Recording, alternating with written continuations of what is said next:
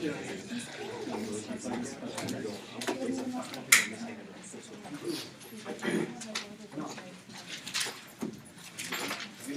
them all? This is it. Not the end of class. Now or never. Okay. Who's giving me? Can you take the fringy off the paper, please?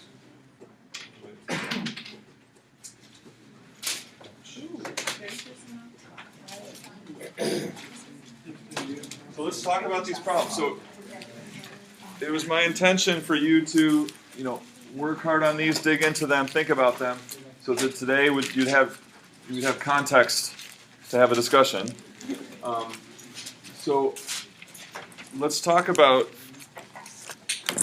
one element of these problems is that they're all different. Okay, so it's not. I'll do a couple and then you're going to replicate them, right? So, but there are some common things to these optimization problems. So, what are these things about? So, anything. So, in general, if we have an optimization problem that we need to solve, tell me something about them. It's kind of like finding the local maximum. Okay, so would mean determining the max or min value of some quantity.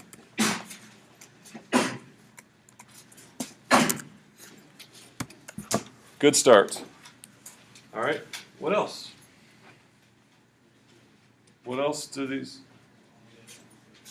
How do we do that? How do we determine the max or min value? By finding the value that makes the derivative of whatever equation you make zero. Okay, so we can't have a derivative without what first? The function. Yeah, so we need a function, right? So a huge part of these is building the right function. Okay, so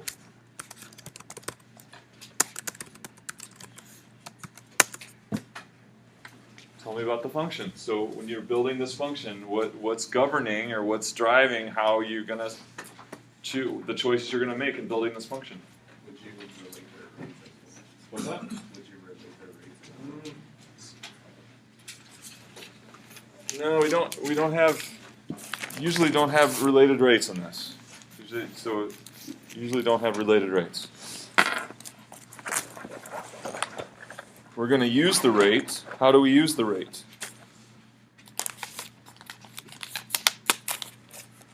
Okay, last chance. This is it. Won't accept it after now. Okay. What about this function?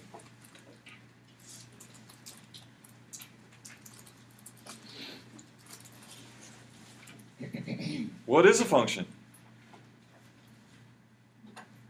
We've done all this calculus over the last 3 months. Do we know what a function is?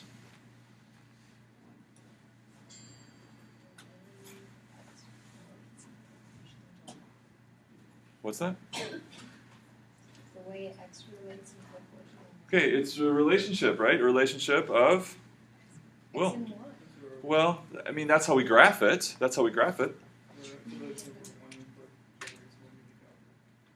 Well, that's the requirement for a function. But just in general, what is a function? What is it about? Two quantities are changing in relation to each other. Right. So it's a relationship of how two quantities are changing, and we call those two quantities relative to the function. What do we call them? No, x and y is how we graph them. X and y is how we graph them. Yeah. Input and output, right? So input and output. So how does input and output relate to this thing of this function we're trying to build for optimization?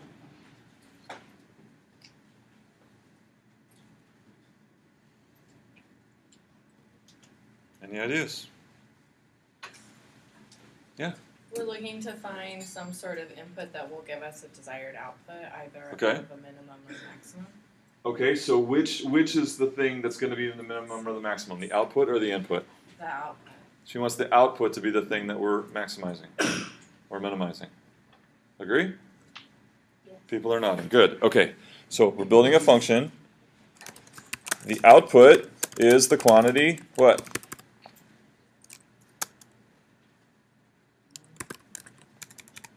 to optimize, to maximize or minimize.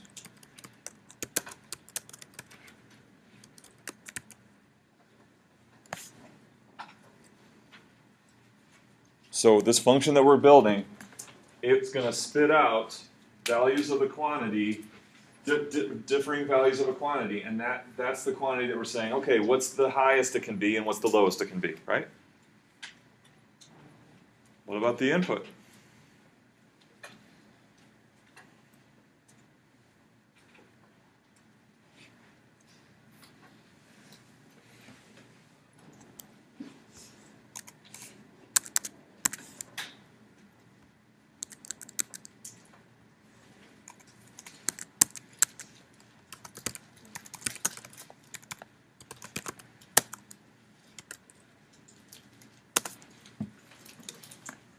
So that quantity in the situation, is it a changing quantity or a constant quantity?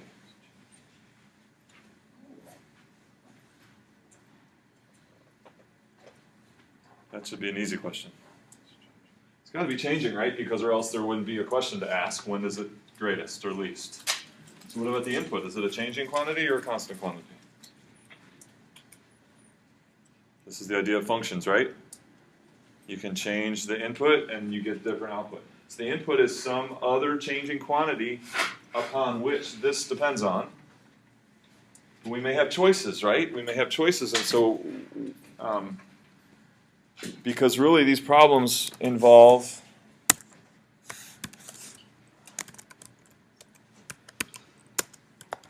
multiple quantities. Some changing, some constant.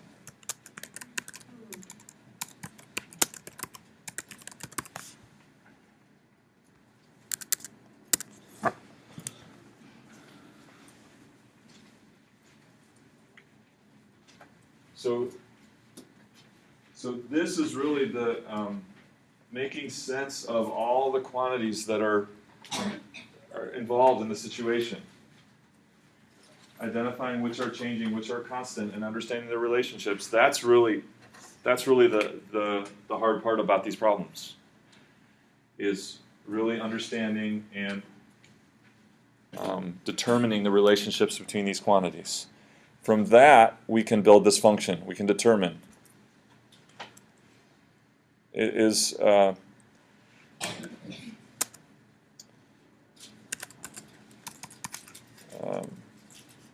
the input is a changing quantity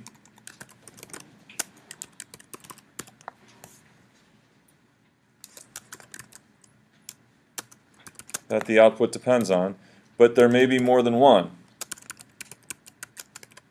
So I'll just say chosen wisely, okay? So you may have choices on what you're going to define your output in terms of.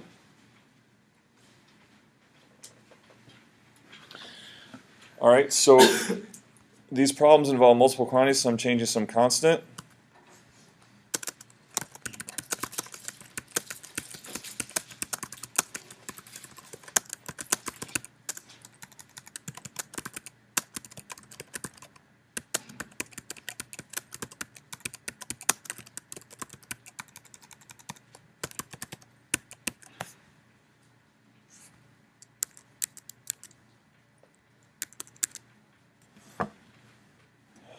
So this is how we begin, okay?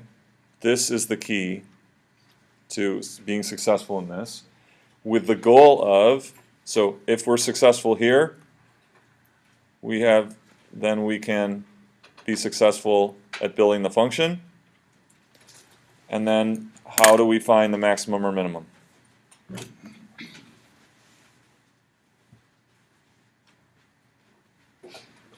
So does building the function, and then are we done? Does that just...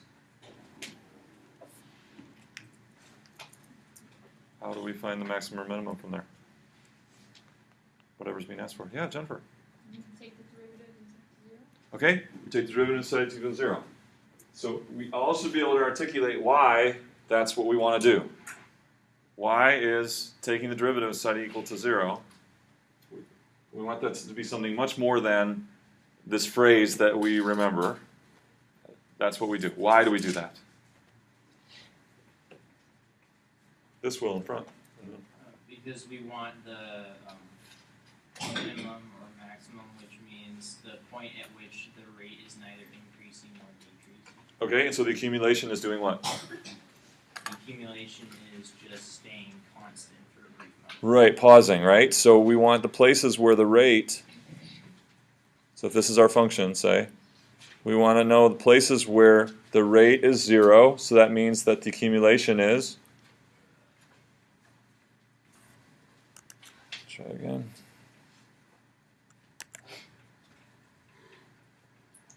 Places where the rate is pausing for a moment.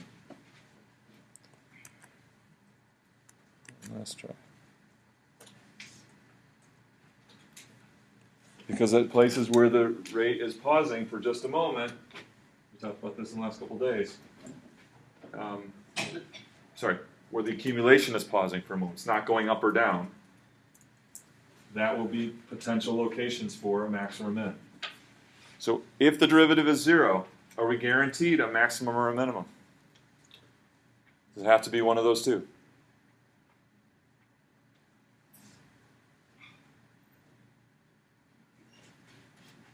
What do you think? Roman? Yes. Yes. Agree. Nicole?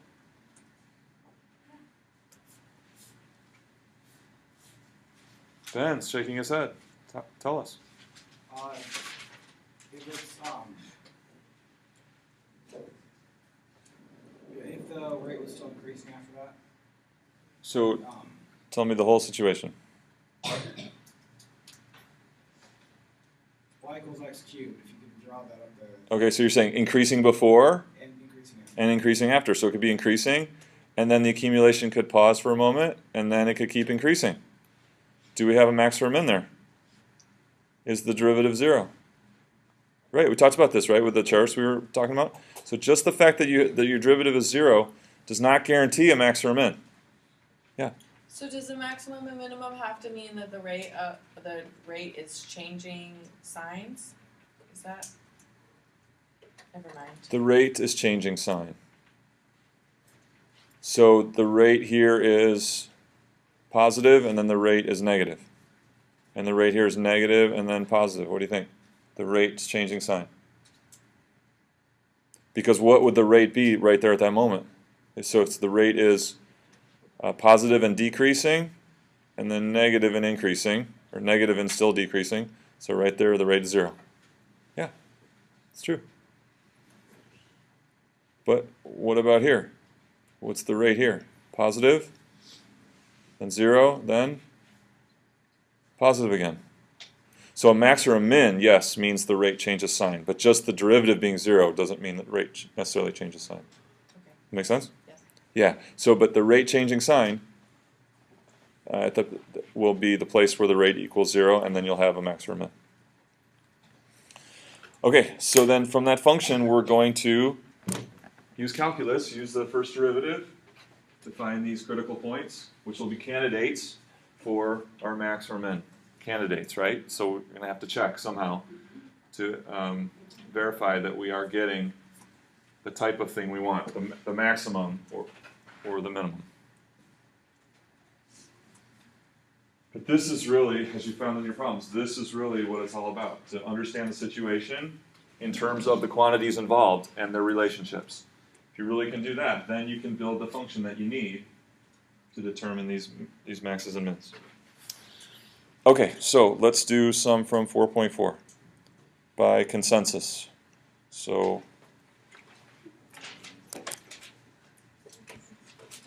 what was the first one you had? I think 20. After we do some harder ones, 23 should be okay. I think you should. So there was 25, there was 31, 56. What about 25 or 31? 31. 31. I think that's a good one. So now as we talk through this and work through this, hopefully you have made some progress on it, but we really want to think in terms of our of our discussion here. Identifying quantities, especially changing quantities, and then from that, understanding the situation, building the function that we need. Okay, so this is about so we got underground, is it cable? What is it? Yeah, cable. Underground cable from the power station, and then at some point we can go underwater to the island. All right, and so what we want to do is asking how are we going to minimize the cost of the project?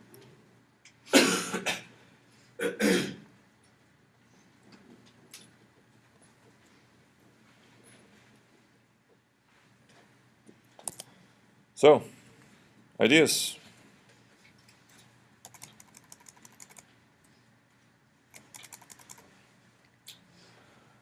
Nathan, first idea. Well, we already got the picture. Picture is good, okay? So the first thing I did was like just identify all the like quantities in the picture. Good. All right. So, what was one you think is important? The distance of like. The So bottom let's of call the this triangle. point S for sure. Let's call this point capital A. So now, what distances do you want to identify? What is that? Right here. This point is S. Point, yeah. The Okay. distance between S and A. The distance between S and A. What do you want to call that?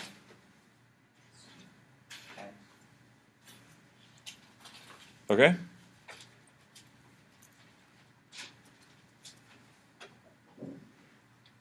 Any other quantities we want to define here? Connor? Well, then you'd also need the from A to the power station too. Let's just call this B. It'll be easier. So this is B, this is A. From A to the power station? That? Okay. So do you want a new variable for that quantity? Yeah. Or can we define it in terms of x? Yeah. So if we want x to be this one, then what would that? 8 minus. Wouldn't this be 8 minus x? Right, okay. What else? Yutong.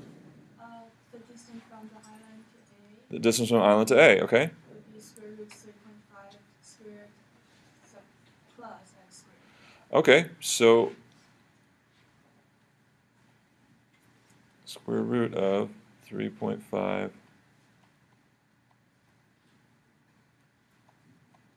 like this? Agree with that? Okay, so let's just make sure we got it. X equals the distance from A to B in our diagram in miles. So I really recommend that you start out by not only putting it on the picture, but write it out as a phrase. Be very specific and complete with the units. So x is our distance from A to B in miles. Okay, where are we going from here? Ben. You can do a cost, which is another quantity, Okay, cost. Cost of what? the total cost. Total cost. Total cost of the project.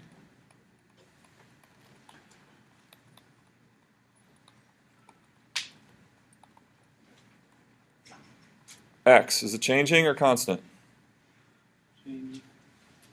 It's changing because we can move point A, right? This is the whole point of this problem, is that we can move point A to get different configurations of how we place the cable. And so that would change X. What about total cost? Changing or constant? Of course, changing. The whole point of this is to minimize that cost. All right, so if we want to minimize this total cost, how do we go about doing that? Adra? Or what's it, like a kind of the general approach?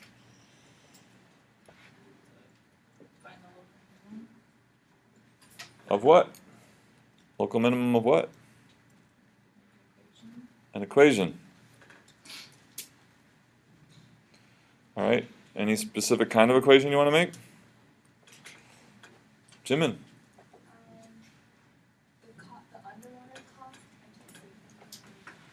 Underwater cost, okay. Times the square root of 3.5 squared plus x squared. Okay, so take the square root of 3.5 squared plus x squared Times the underwater cost. times the underwater cost per mile, 2,400. And then add that to 8 minus x times the underground.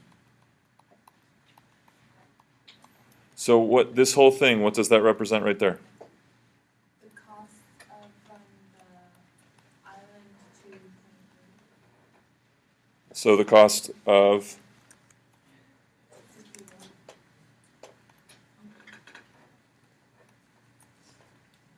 all the cable? Which part? the island to Right, underwater, right? Underwater. And what is this 8 minus x times 1,200? cost of underground. Cost of underground cable. And we're adding them together.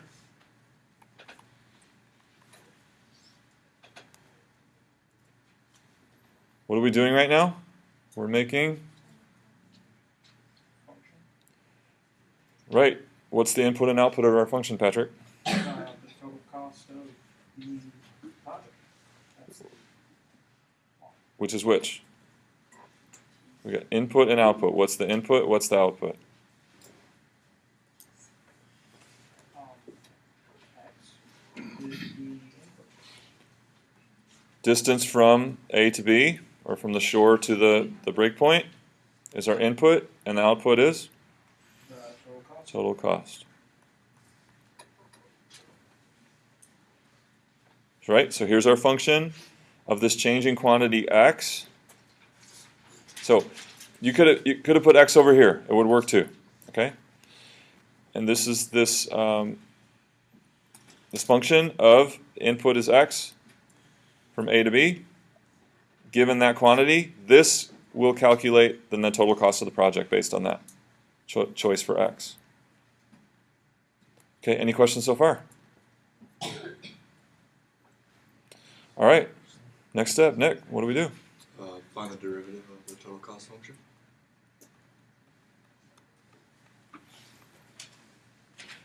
And why do we want to do that? So we can find where the rate is 0. So we can find local maximum and minimum. Okay, so our candidates for, we want minimum here. So candidates for a minimum would be where the accumulation, so this is accumulation of total cost as x changes, where that accumulation would pause or stay constant, and that would be where the rate is 0.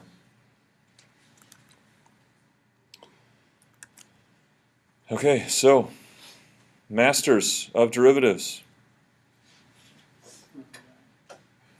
Who wants to do this? Kirsten, how about this first derivative here? You do it? Yeah. Okay, so 2400 2400 times 1 over 3.5 squared radical plus x squared.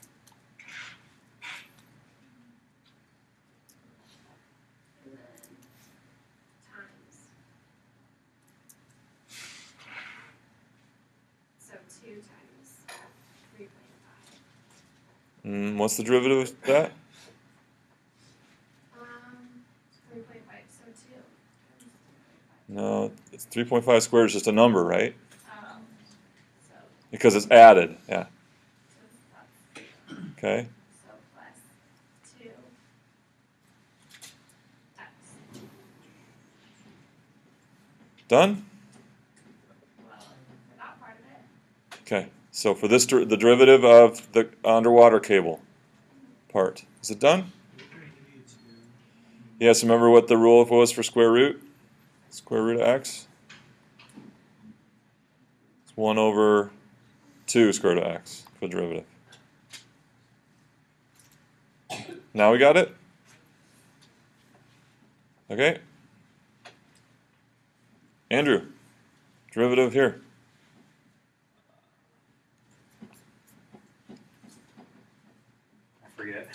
So let's think about multiplying this out. We have 8 times 1200. What would be the derivative of 8 times 1200? That'd be 0. And then 1200 times negative x. Could be just negative 1200. Negative 1200, right.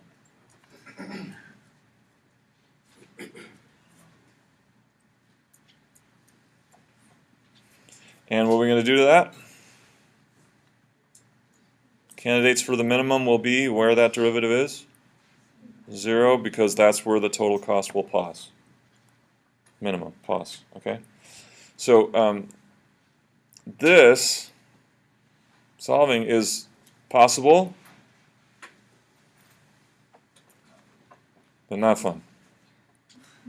Okay, so I'm going to do it kind of fast, okay? So we're going to move the 1200 over, and I'm going to cross multiply. So we're going to get 2400 times 2x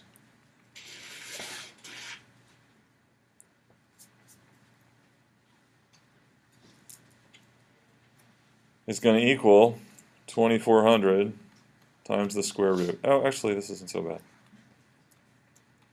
It's bad if you choose this to be x. It's a lot worse. If you make that x, then it's a lot worse. So this is looking a lot friendlier. So the 2400s, we can divide both sides by 2400. So then we have 2x equals the square root. So what's our obstacle to solving for x here?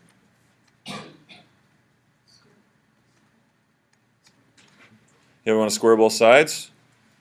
So we will get, come up here, we're going to get 4x squared equals 3.5 squared.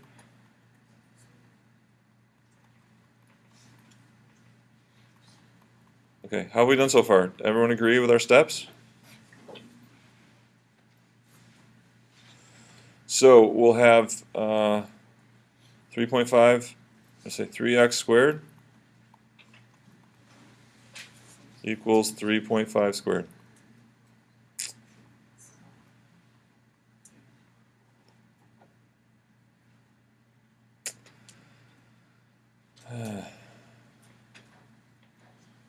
Something's not right here. So what does x turn out to be?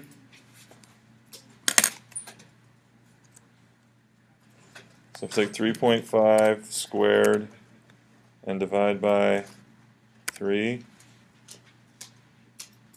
Take the square root. Oh, right, okay. It's a different quantity. So it's going to be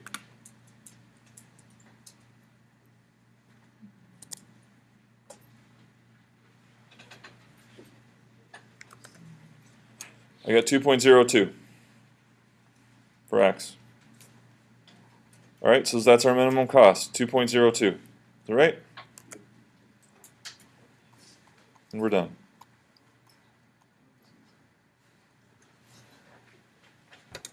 Right, so the minimum cost is 2.02.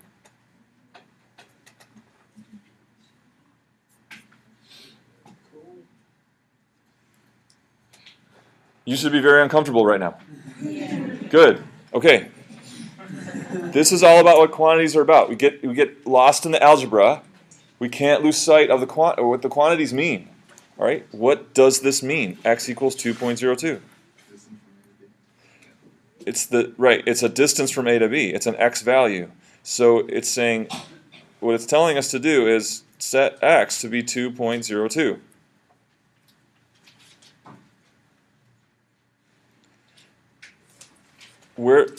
In terms of what we've done so far, are we guaranteed that that's the minimum, that will give us the minimum cost?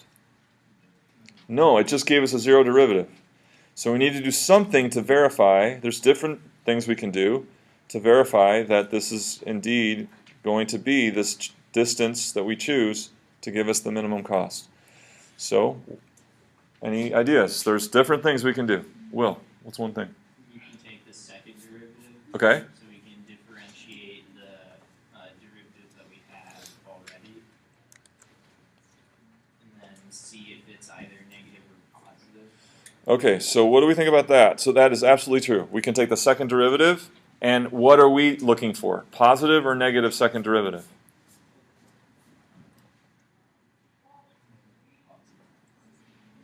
Positive or negative are we expecting or hoping for? Positive, because rate would be getting less negative or more positive, right? And that would give us that low point where the first derivative was 0. Okay? So we'd be hoping for a positive second derivative at x equals 2.02.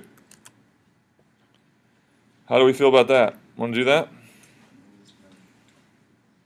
Yeah, this is quotient rule with chain rule square root. So it's definitely something that will work, but maybe not in this particular case. Not the best choice in terms of verifying that we have a minimum. Yeah, Calvin. Could you plug in x values to the left and right of that? Okay, and what would you expect then? So if we plugged in, say, x equals 1.9 and 2.1, You would see if it was a minimum, you would see to the left of it, it would be like what would you get to the left of it?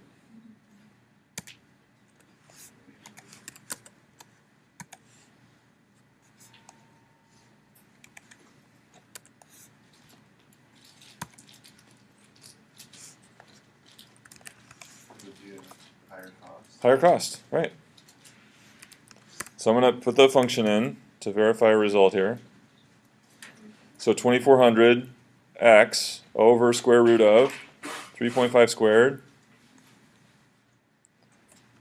plus x squared minus 1200.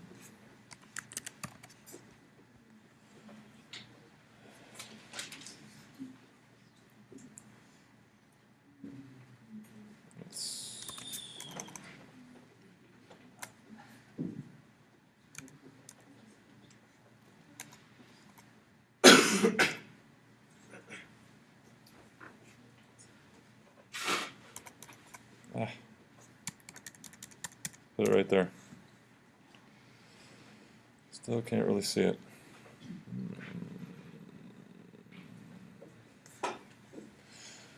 Good enough. Okay, so I've got the total cost. We know it's here, down here. So I got it plugged in there. So now I'm just going to do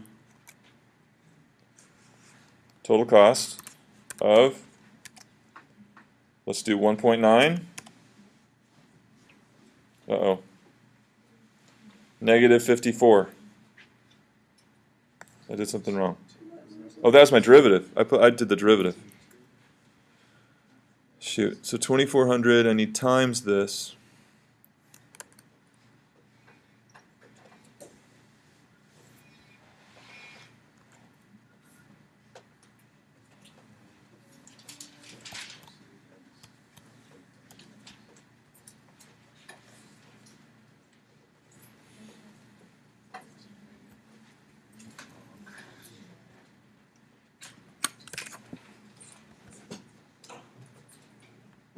Okay, so the total cost function is 2400 times the square root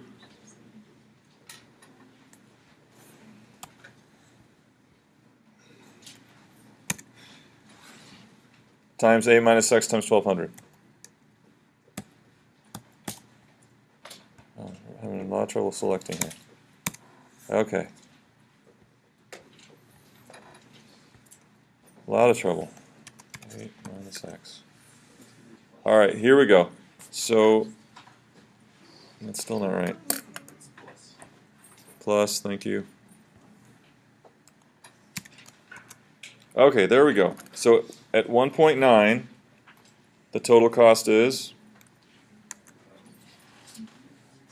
16,877.90.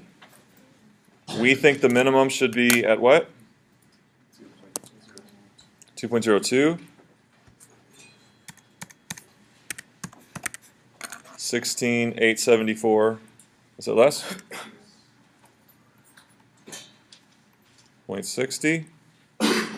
And then a little bit greater, so do 2.1. 16,876.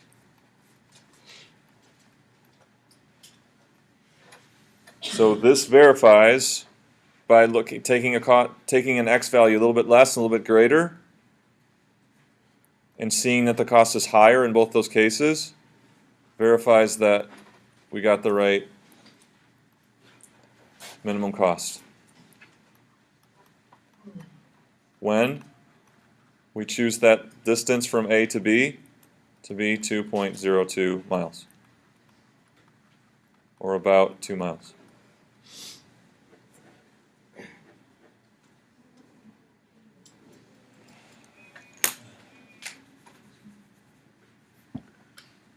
Okay, any questions on this one? Any questions? Yeah, Jack. We just graph, like, instead of plugging in the points, does that take a while and calculate a little bit? Would we possibly graph it as well?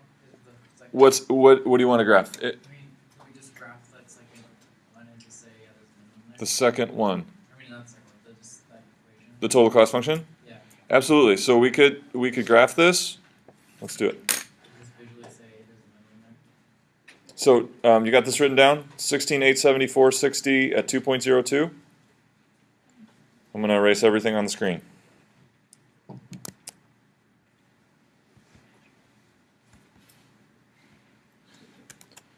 So again, I encourage you, use graphing calculator. Try to break the habit of that security blanket of that handheld thing, right? This does so much more and a lot faster and easier.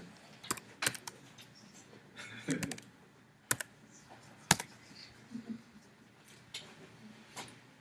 wish we could.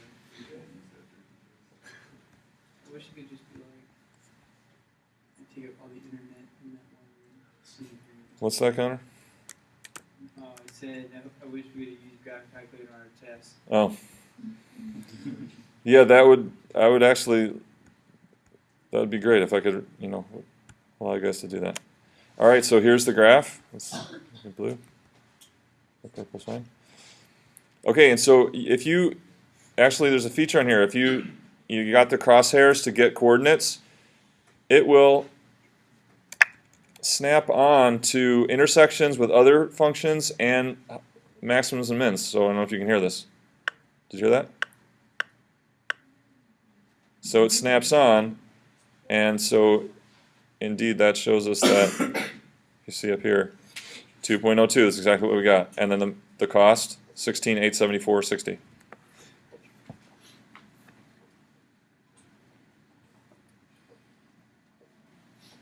Okay, so why couldn't we have just graphed this and done it this way in the first place?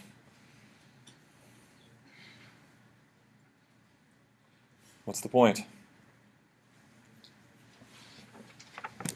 No calculus is involved, right? It's just big functions, right? So you're just analyzing the function, finding the low point of the graph.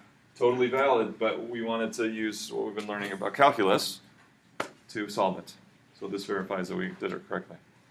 Okay, you want to do another one? What's another one we want to do? 56B. 56? Yeah. Is that the one to do? Okay.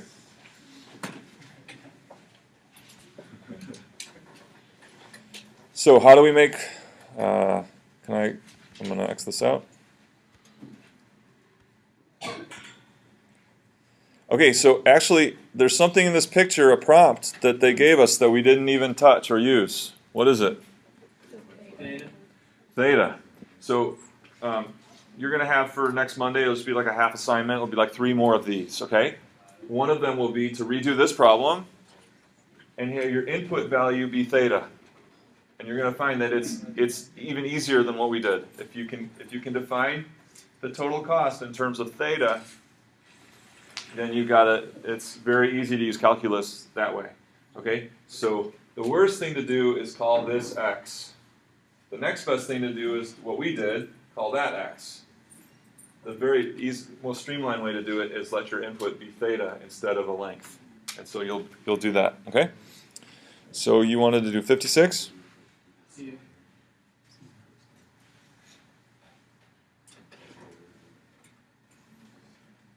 Okay, turning a corner, D.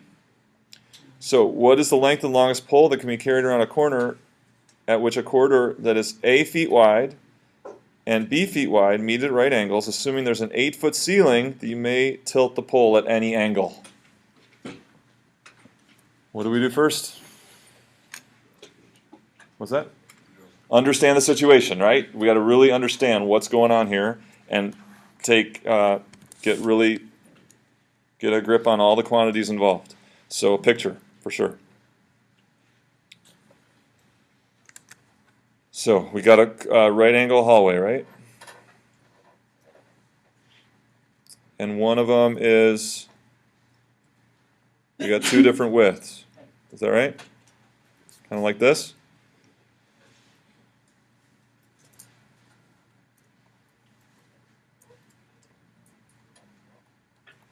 So we got A feet wide there, B feet wide here.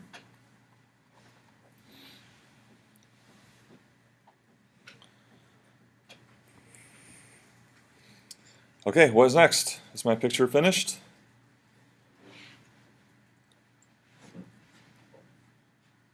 Yeah. You know that 8 will stay constant. Okay, so A is a constant quantity, B is a constant quantity. It'd be 8. Oh, 8 is a constant. Oh, 8 is a constant quantity, which is? Oh, so the up, like, right. So we don't want to try to draw the three-dimensional aspect of this. It'll just maybe make us more confused. So we know that the height of the ceiling is 8 feet everywhere, constant. Okay, what else? What's that? It's like trying to turn from. Trying to turn, okay. So how should I draw it? Just like this, from here to here, like this? No, from at the very, where it touches the 90 degree. Here. Yeah. So our best bet is going to be where it's just touching this corner right here. Okay, how long is our pole? Oh no, so it's, okay, so that's, all right. That's a question. That's what we want. Okay, what do we want to call it then?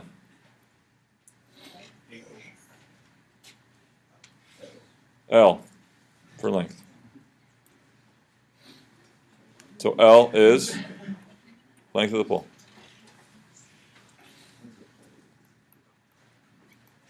Okay, keep going.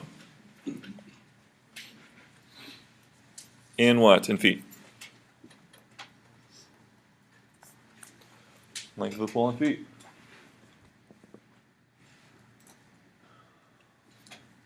Ideas? Or did you make some progress on it? So what did you come up with? Is this the only quantity, just L?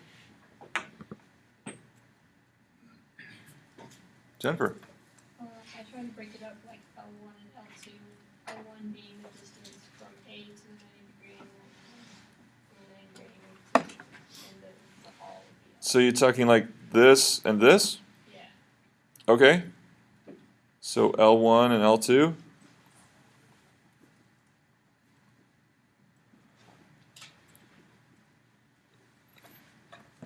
What do we think? Calvin? I had another idea. Another idea? You can kind of draw a triangle from, you can break it up by drawing another triangle for L1 segment and L2 segment by using the A feet and 6 or B feet. So you do want to use L1 and L2. Okay? And so you want to make two triangles like this?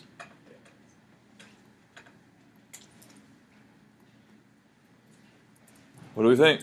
Is this what you thought also, Jennifer? Okay, so then this is A, and this is B.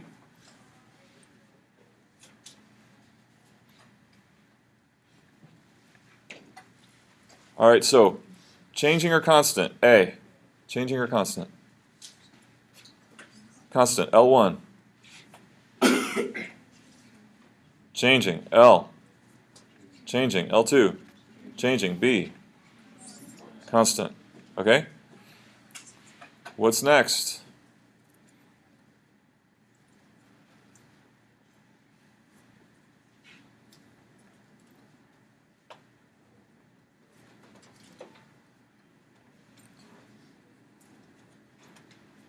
So we really have another triangle here, right? If we turn this and look this way, what do we see if we turn it and look that way? We want to use the whole height of the ceiling. What's this value right here?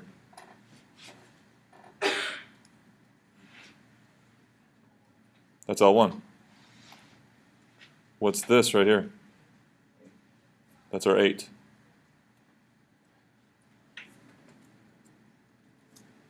Okay, so what's this? Well, it's something new. It's like the projection of, sorry, this is an L1, it's L, right? I'm saying the whole thing. Looking at the whole pole in a vertical perspective. In the vertical perspective, this would be 8, and that would be L, and then this would be like the projection of the pole on the ground.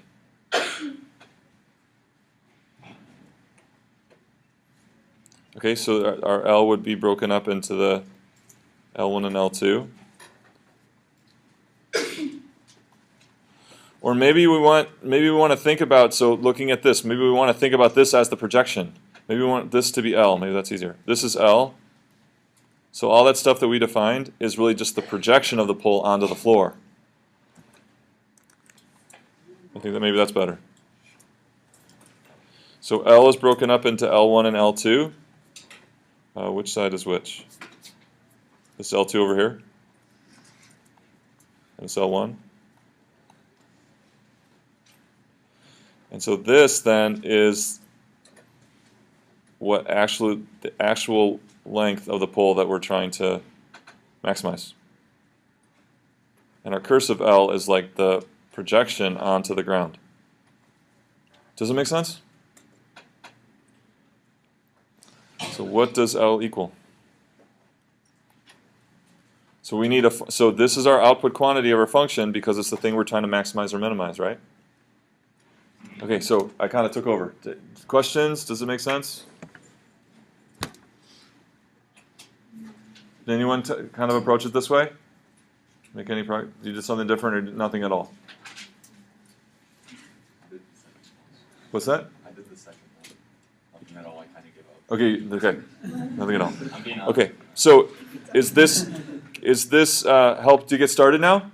Yeah. Do you understand it? So this is the projection onto the floor, which we're calling cursive L, broken up into little L1 and little L2. This is the actual length of the pole. So you're going to have L as a function of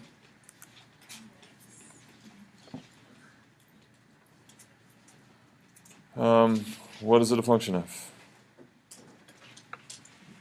So we got another quantity here. It's like kind of like theta.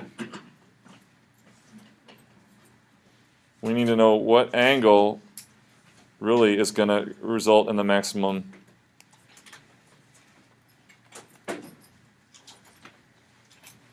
For part A, what was your input quantity for the length of the pole? What was your input in this situation? What did you do for your input? Anyone solve A? Happy Thanksgiving!